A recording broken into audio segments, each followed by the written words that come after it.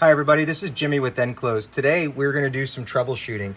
This particular troubleshooting is going to be the stage 2, or once you open the device.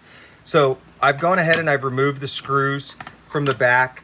You can actually see how everything is configured here. You can see that the H is plugged into the tablet, the P is plugged into the reader, and that you have an external port plugged in.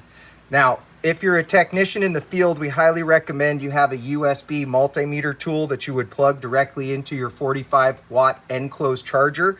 That will actually plug into the charger, and then from the charger and that, you will plug your 2-meter cable.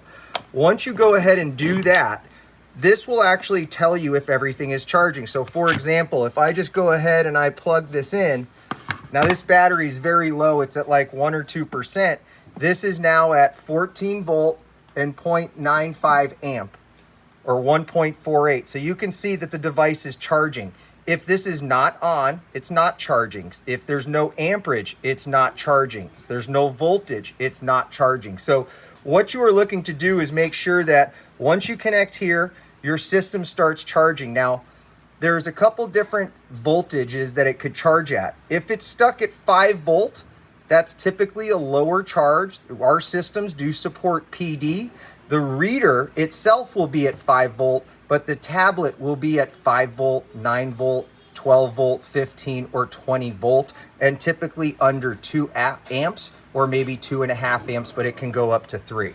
So let's just say right now that we have this open and we are not getting a charge here. The first thing I would do is I would open the system as I've done here. And now I would pull my system a little bit out. And then the first thing I'm gonna do is I'm gonna disconnect this female port, or this male port, this extension port, and I'm gonna plug directly into my C3PO board.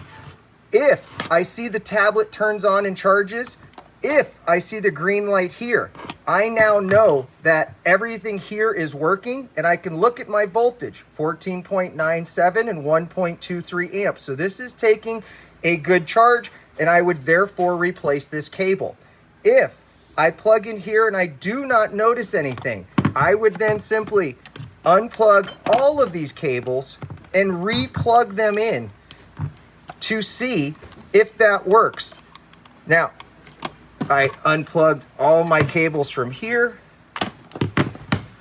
just to make sure that there's no connection issue. The other thing you can do, but I would do this after, is I would plug each cable independently into the multimeter and plug it into the tablet and make sure it's passing power. This is how you can identify what, if any, part is failing. So again, we've replugged everything in. We plug this in. We now see that our multimeter is turning on, our tablet is turning on, and we do see that we have a green light here, which means that we do have a charge coming in. So right now we've identified it's good. Let's say we did not get that. We again would take this off.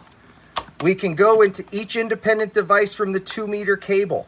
The reason why you're going through this already is because while the case was closed, you would have verified that the wall charger and the cable work by plugging it into a different device and confirming it works. So we can see 5 volt, 0.14 amp, and a green light. This is working.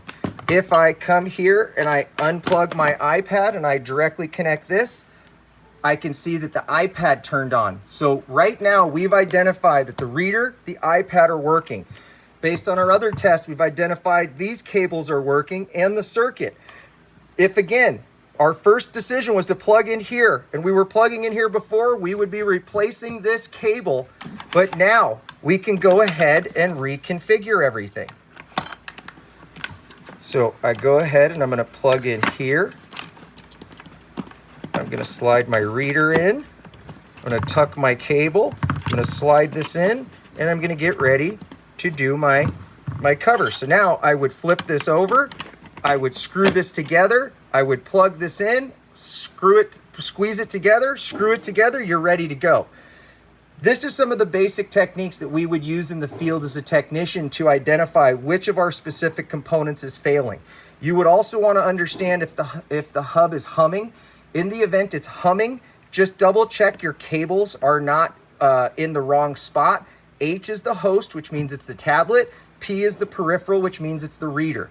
So you would get humming if that's wired incorrectly, but if it's humming and you're not passing power, that would be something where you want to contact nCLOSE, because there may be a problem with the component itself. Thank you, everybody. This is Jimmy at nCLOSE.